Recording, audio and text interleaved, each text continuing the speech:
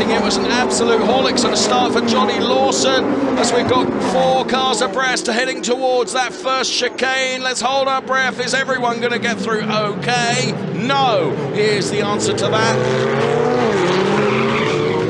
Oh my goodness. So through the first chicane we go. Let's try and pick up the pieces here of who's out and who isn't. Just seeing various cars making their way back onto the track, and one of those, Claudio Schiavone, then was involved in that, the 102 car. It's Christoph Herney that got the start, and Eric Prinot into P2. There's Von Skeltermeyer is running down there in P6, but there is our race leader, Christoph Herney, and alongside me, Chris Froggatt. Then I was saying and trying to allude to the fact that that is always going to be a pinch point. Turn 1 it was, wasn't it? Yeah. It's always difficult to get 20, 25 cars down.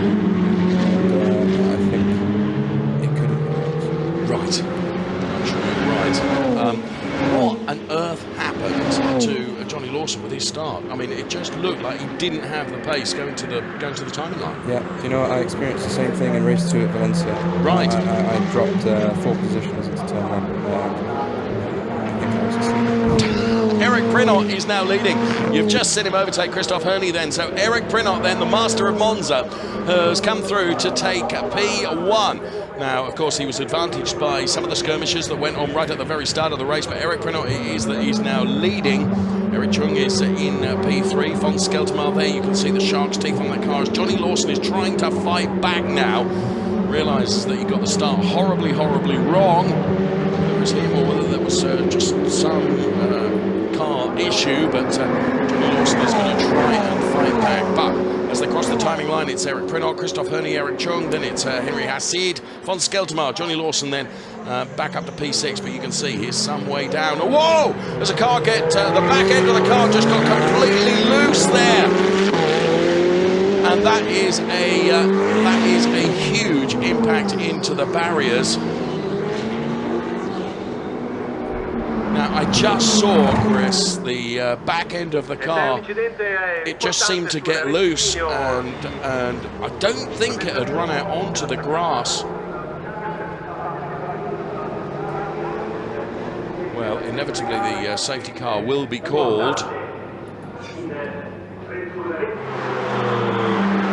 So the rest of the cars are making their way around the track. I cannot think that with the debris that's all over the circuit that there will not be a safety car. We're on board with Eric Chung now. Waved yellows, of course. We will see that again in replay, I'm sure, but it was an extraordinary... So there, the waved yellows. Eric Prinot then, the head of the field. Christoph Herney, then it's Eric Chung, Henry Hassid, and then Von Skeltermeyer up to P5. Safety car. Kel Surprise, always expected that. So there is the safety car ready to pick up the drivers. Clock keeps ticking, of course, and there was just so much debris because there was, Chris, there was like 3 impacts, wasn't there? Barriers either side of the track, and at that point, let's have a. Well, this is a replay of the start. That's where Johnny Lawson, he just seems to be faltering, doesn't he? Yeah, he's bouncing off the limits or something. Okay. He shift up the gear. I think that's like he looks like he lost a lot there. Good avoidance there of car that shortcut the chicane.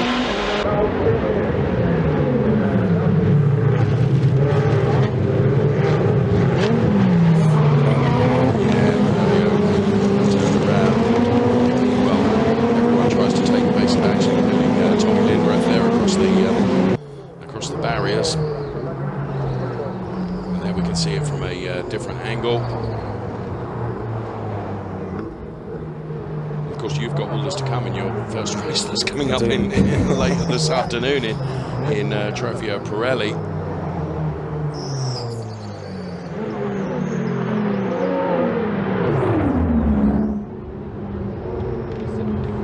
Right. That is the crash, and it's Thomas Gosner. That is Thomas Gosner. Oh, there's Eric Prinot's partner looking on.